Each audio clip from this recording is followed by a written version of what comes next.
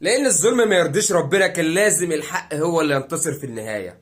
حبس المستشار مرتضى منصور شهر مع التنفيذ بسبب قضية السب والقذف للكابتن محمود الخطيب رئيس النادي الأهلي. حد من جمهور الزمالك أو إعلام الزمالك زعلان يروح يتحبس مكانه، ما عندناش مانع، احنا ملناش دعوة الموضوع ده. حد من إعلام الزمالك معترض على قرار المحكمة يروح يعترض برضه، احنا ملناش دعوة. حد من جمهور الأهلي فرحان، كلنا فرحانين. شمتانين؟ لا مش شماتة، اعوذ بالله، لا ده فرحة لحق رئيس النادي بتاعنا اللي جابت سيرة امه وابوه ومراته وعيلته كلها. هل ليك حق ان انت تجيب سيرة الناس ديت وهي قاعدة في البيوت محترمة؟ هل انت ثبت على الناس ديت اي حاجة من اللي قلتها؟ ليه تجيب سيرتها وليه تشتمه وتشتم اعراضه وتجيب في اعراض الناس؟ ده كان لازم يحصل لك يا سيادة المستشار عشان تعرف ان ربنا والقضاء فوق اي حد.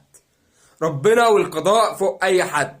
ومفيش حد عالي على القضاء ولا عالي على انه مثلا يتسجن او الكلام ده كله، ده زي ما كنا بنسمع من حضرتك النهارده بعد ما اتحكم عليه خلاص بالسجن، طلعت النهارده ببوست بتعتذر فيه لجماهير الزمالك وبتقول ان اخيرا رئيس النادي الاهلي يحبس رئيس نادي الزمالك في حدث لم يحدث في تاريخ الرياضه المصريه. هو اول مره يحصل في تاريخ الرياضه المصريه حقيقي. وطالع بقى تقول ما تخافوش عليا، انا اسد، والاسد ما يخافش من الموت ولا يخاف من الحبس. ربنا يعينك يا عم، مفيش اي مشكله، بس انت مرعوب من السجن. اقسم بالله سياده المستشار انت مرعوب من السجن، مش خايف بس. انت نفسك دلوقتي تحصل معجزه من السماء ان هي تنزل تشوف الموضوع ده يبقى فيه ايه، يبقى فيه طعن جديد مثلا او نقض جديد بعد اللي اترفض ده واتحكم خلاص بالسجن. تحصل اي حاجه عشان خاطر الموضوع يتطور وما تتحبس. المهم ان تحصل اي حاجه تخفي الموضوع ده. انت هتموت وتحصل حاجه شبه كده.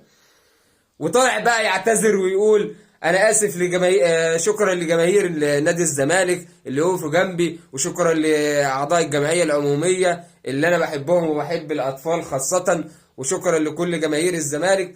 جماهير الزمالك 90% منهم دلوقتي اقسم بالله مبسوط. والله 90% من جماهير الزمالك دلوقتي مبسوط. ليه؟ لانه عارف ان انت السبب في اللي ادى الى الزمالك دلوقتي. انت السبب في انهيار الزمالك الفتره الاخيره. تصريحاتك وقراراتك وكل اللي بتعمله ده هو اللي ادى للزمالك الوضع اللي هي فيه. الزمالك دلوقتي بقت تحت بسببك انت يا سياده المستشار.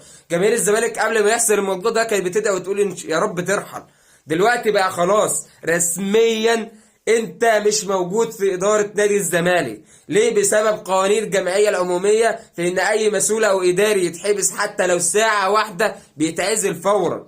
فالمستشار مرتضى منصور تم عزله قانونيا. مفيش حد هيقدر يلعب في الموضوع ده او يغير قوانين الجمعية العمومية يا جماعة. خلاص انتهى الموضوع. وفي الاخير طبعا احنا عايزين نقول ان كلمة الحق وصوت القانون فوق اي حد. مهما حصل ومهما كنت برضه ممكن يجي عليك اليوم اللي يحصل فيه زي ما كنت بتتمنى لاعدائك.